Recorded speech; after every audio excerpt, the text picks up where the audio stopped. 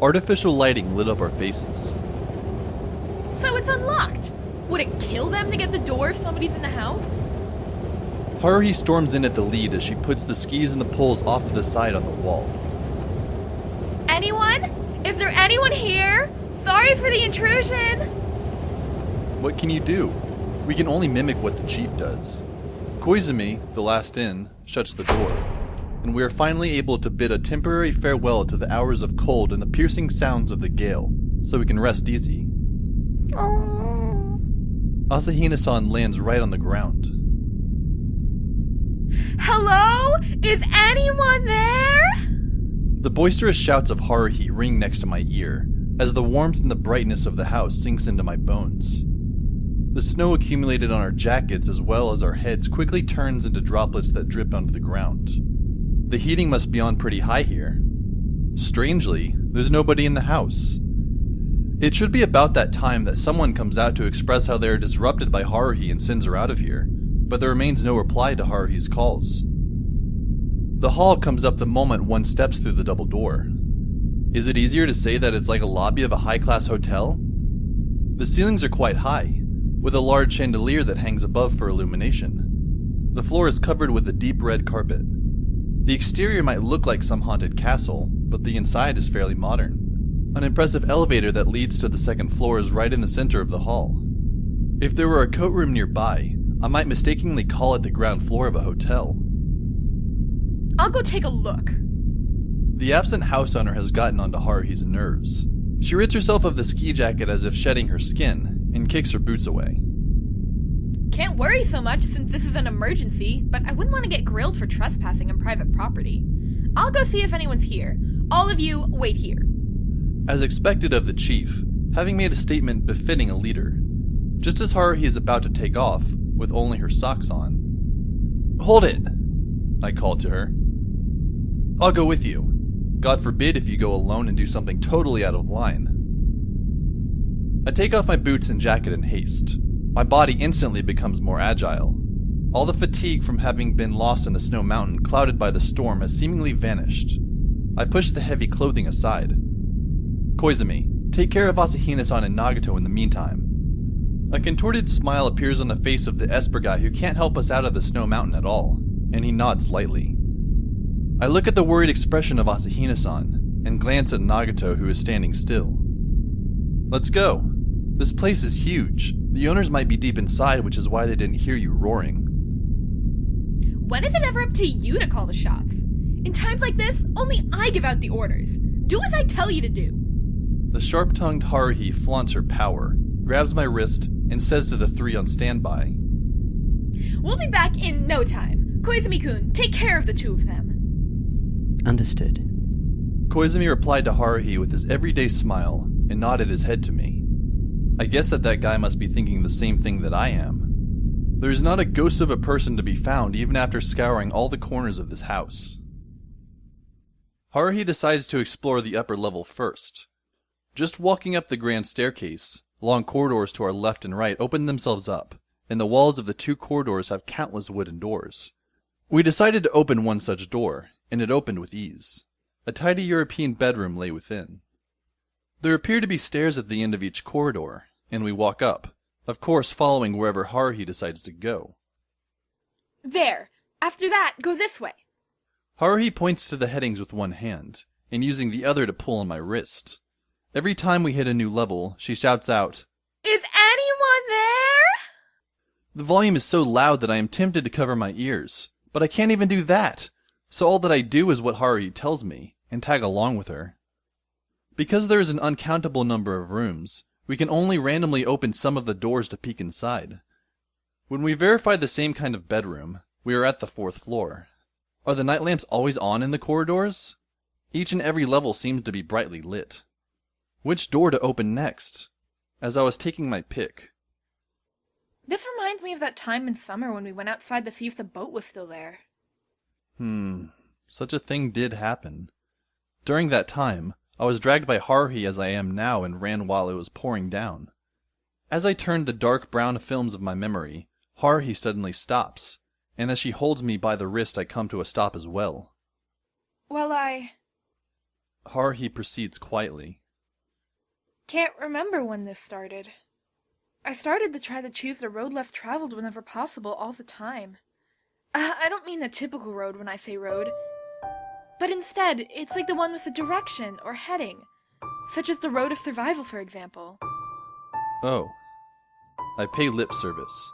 So, what about it? Therefore, I'd take a different path from everyone else right from the start. That way I'd have a different experience from everyone else, given that the typical choice tends to be rather boring. Why it is that people would decide on dull things is beyond me. Subsequently, I found out something. As long as I start to make different choices from most people right off the bat, I would have interesting things awaiting me to discover. The born rebel would take the other path just because of things being too mainstream, choosing the alternative without considering the risk-benefit. I have that inclination myself, so it's not as if I don't understand what Haruhi is suggesting. However, I think you're a bit too extreme, and are operating beyond the level of what is reasonable. Haruhi gives a Mona Lisa smile back. Never mind, it's nothing serious. What? This clearly doesn't need my reply, so don't bother asking in the first place. Would you look at our situation? This isn't the time to joke about and take it easy. Although, something has been on my mind. What is it this time? I asked impatiently. What's with you and Yuki? Haruhi doesn't look at me, and stares ahead at the corridor. My response is off by a beat. What are you saying? Nothing's going on between me and her. Liar. I can see that you've been paying attention to Yuki ever since Christmas Eve. Every time I look at you, you've been looking at Yuki. Haruhi still stares ahead. It's not because you hit your head or something. Or is it that you're plotting something for Yuki? I don't feel that I've been staring at Nagato excessively. The ratio compared to looking at Asahina-san should be at least 6-4. But now's not the time to say that. As if... Cat got my tongue. Ever since the event of the disappearance, just as claimed by Haruhi, I paid a bit more attention to Nagato. I feel somewhat uncomfortable about this, which is why I am denying it. But I didn't anticipate that Haruhi would notice, so I never came up with a script to use. That, and it's not as if I can tell her the truth. Say it! Haruhi pronounces each word distinctly. Yuki has changed somewhat. Although she looks the same as ever, I just know. Something has happened between you and Yuki, right? Well... Don't try to weasel your way out, you lowlife scum! No! We didn't do anything shady. It's just that... Actually... Haruhi's expression looks more and more like a hawk's eye aiming at a target. Actually what? I managed to squeeze my words out with great difficulty with Haruhi's provocative glares fixed on me. Nagato has had some troubles. Yeah, that's it. She came to me to talk about it. To think at the same moment that you speak is quite a chore. It gets harder if you have to make up lies on the spot. Actually, her problems aren't over yet. How should I put it? It's like... Basically, this is up to Nagato to resolve. I can only listen, and how to do it is also something that Nagato has to decide. Nagato hasn't told me what she will do, so of course I'm worried, and maybe that's why I would look at her occasionally. What's Yuki have to worry about? Why would she go to you? Talking to me is alright too. She still sounds skeptical. Basically, anyone other than you is fine for Nagato to talk to. My free hand caught Haruhi, whose eyebrow was way up high, and my brain finally resumed its free thinking. It's really like that. Do you know why Nagato has to live alone? Family reasons? I don't like poking my nose into private matters, so I don't know for sure. There's been changes to her family situation. Depending on the outcome, Nagato might have to end her days of living alone, renting her apartment. Just what's going on? To put it simply, she might have to move. Leave that luxury condo and move to someplace far away. Maybe to a relative's place. Of course, that would have an impact on schooling, as she would need to transfer. She might have to go to another school by spring when we head off to our sophomore year. Really? Haruhi's eyebrows have lowered, so just a little bit more would do. Really? But no matter what her parents have said, she doesn't want to transfer out. She wants to stay at North High until graduation. So she's worried over this. Haruhi lowered her head for some time, but she faces me with anger when she lifts it up. That's all the more reason to tell me about it. Yuki's an important brigade member. I wouldn't allow her to leave on her own. I'm satisfied the moment that I hear her say that. Talk to you, you would just blow things out of proportion. You would probably run off to her relative's home and protest about Nagato transferring out.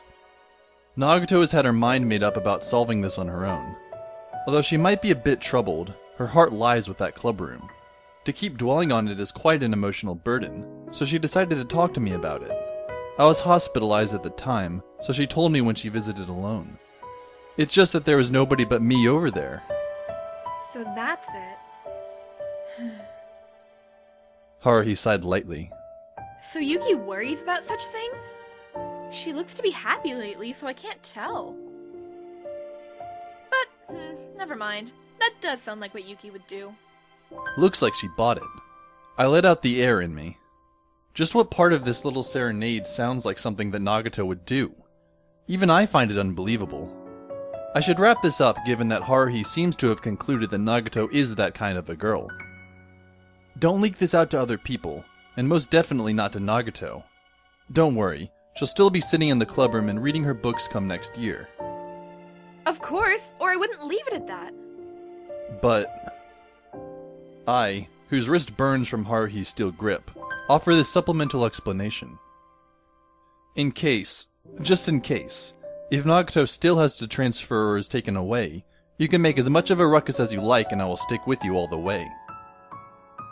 Haruhi stares at me with soft eyes and blinks twice, following this with a wide-open smile and says, Of course! By the time we returned to the main hall on the first floor, the three that were left behind had taken their jackets off, and they greet us with varying looks.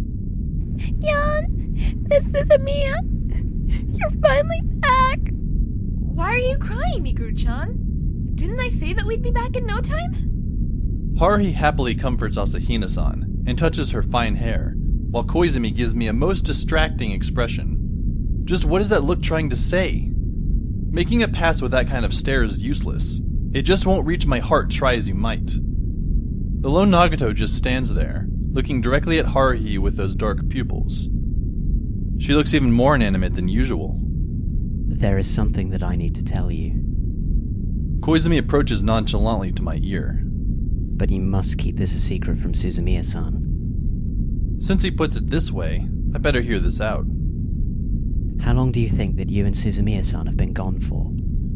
Should be no more than 30 minutes. Even though I heard Haruhi ramble on about rubbish and had to lie to her, I felt as though we were only gone for that long. I knew that you'd say that. Koizumi sounds puzzled yet somewhat satisfied. For us who stay behind, 3 hours have passed from when you and Suzumiya-san set out exploring to the point that you came back. Nagato was the timekeeper, said Koizumi. Nagato can't possibly have been mistaken. Could it be that you either fell asleep or rounded off incorrectly? Asahina-san was counting quietly with me and got the same result. Is that so? I still feel that Nagato's figures would be more precise. Not even I doubt the precision of Nagato-san. She cannot make an error with simple counting. What then? I suspect that the flow of time within this mansion varies depending on the location, or that the perceptual time for each of us and the general time have a discrepancy. I cannot say which is more correct. It could be that both are valid. Koizumi looks at Haruhi, who is comforting Asahina-san happily with a brash manner, and at me. It would be best to move as a group, for I fear that this chronological quarrel might worsen. It is rather a relief if that is the scope of the matter, for there are means to compensate if time disruption applies only within this building. However, what if this chronological quarrel had occurred before we were lured into here? What do you have to say about that storm which came without warning, and the trip without ever reaching the destination that followed? What if we were pulled into another space-time then? I look at Asahina-san, whose hair had been disheveled by Haruhi, and at Nagato. Her hairstyle, which was blown out of shape, has now dried and returned to normal. and even her complexion has returned to a white warmer than the white of snow. I start to whisper to Koizumi. And then, you and Nagato and Asahina-san must have had a group meeting. Any results? Asahina-san had nothing to offer. It's self-evident looking at her crying like that. The focus is now on that other person. Koizumi further lowers his voice. She said absolutely nothing. She went off without a word when I asked her for help earlier, and remained silent when she returned. When I asked her if she really did measure for 10 minutes, she responded only with a nod. Otherwise, she has revealed no other opinion. Nagato continues to stare still at the red carpet. I feel as if she is somehow dumbfounded. Am I just thinking too much? Just as I am about to show some sign of concern toward Nagato. Kyon, what the hell are you doing? Hurry up and report to everyone. Haruhi, with piercing glare, talks about the result of the expedition. We came back after going around once, and it's all bedrooms from the second floor and up. We thought that there'd be telephones. Yes, but we found none, I added. In addition, there is no television nor is there a radio. We also didn't see any telephone jacks or wireless equipment. I see. Koizumi touches his chin with his fingertip. In other words, there is no channel to contact or to obtain information from the outside world.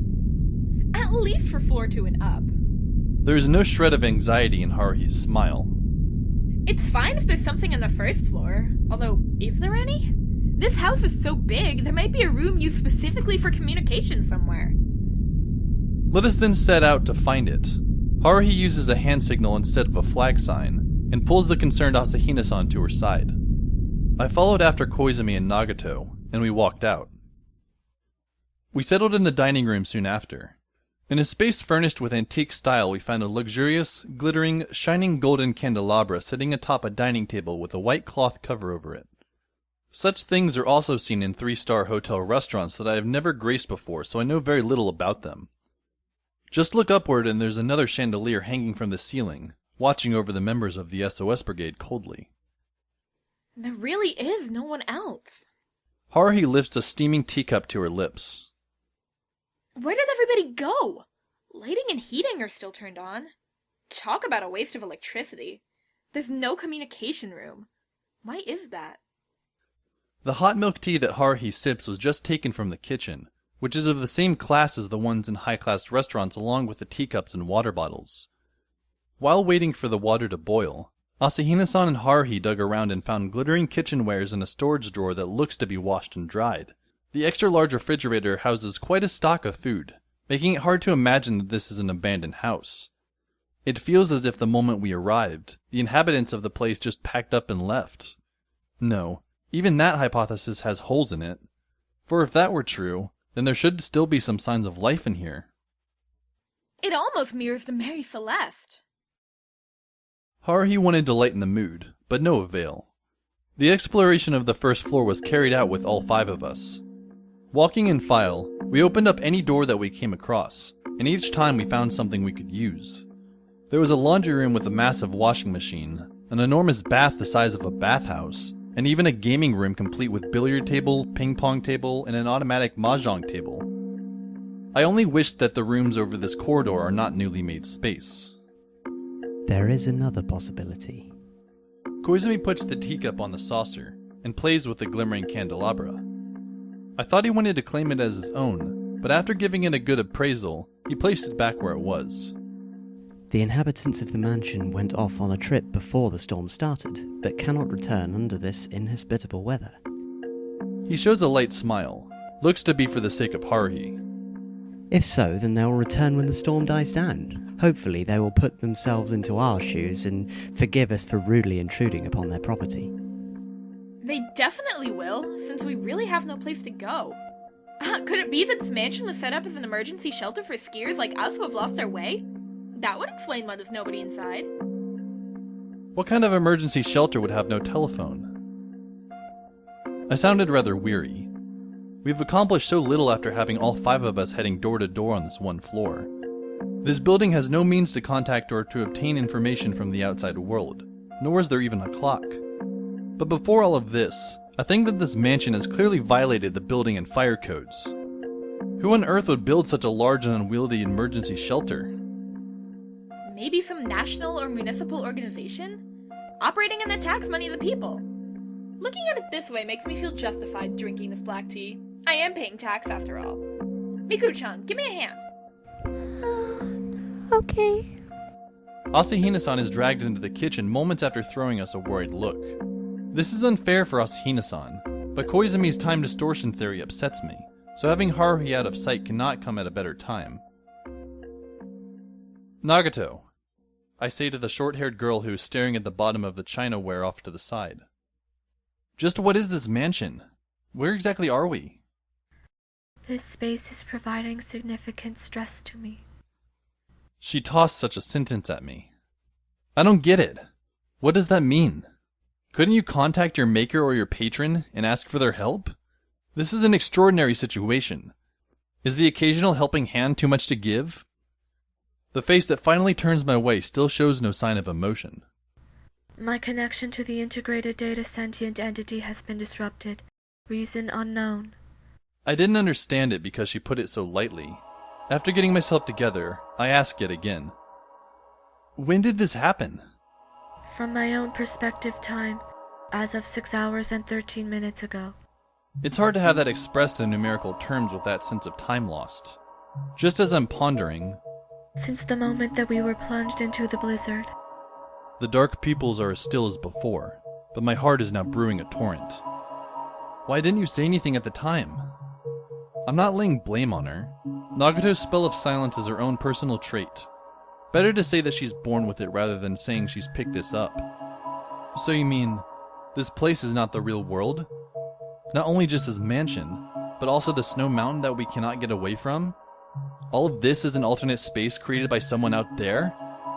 Nagato falls into silence for some time before saying, I don't know. She sinks her head as if in defeat. I'm somewhat anxious since this reminded me of Nagato that day. However, is there anything outside of Haruhi that could cause such an anomaly that not even this person could comprehend? I look toward the ceiling and ask another member of the SOS Brigade.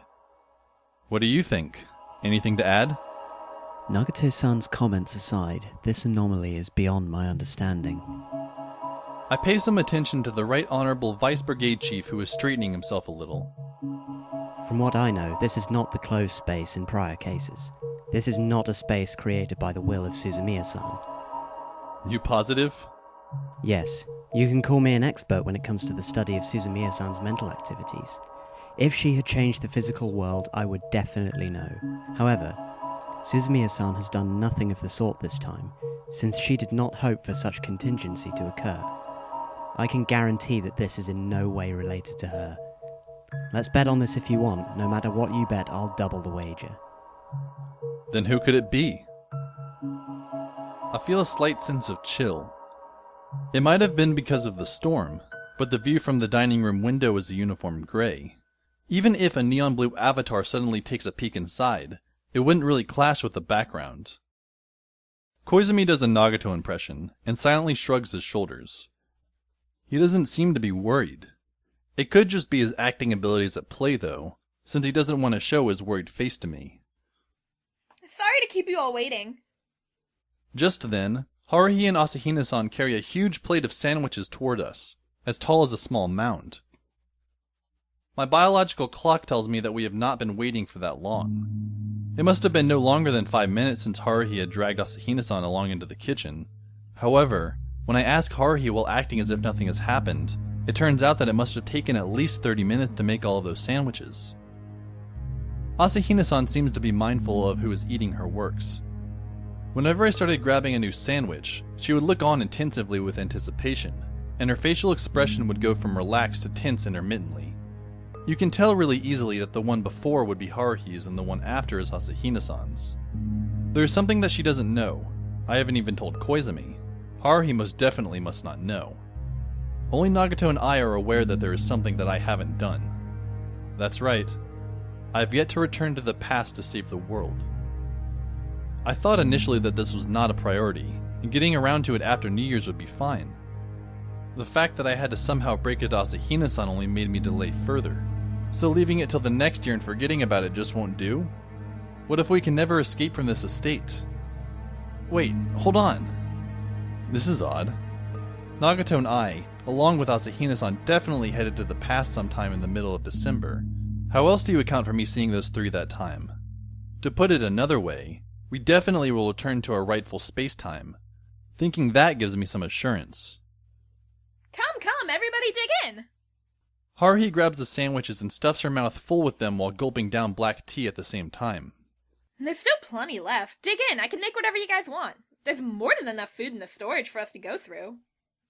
Koizumi gives an awkward smile as he enjoys a ham and pork chop sandwich. Delicious. Simply delicious. This is as good as the ones made in great restaurants.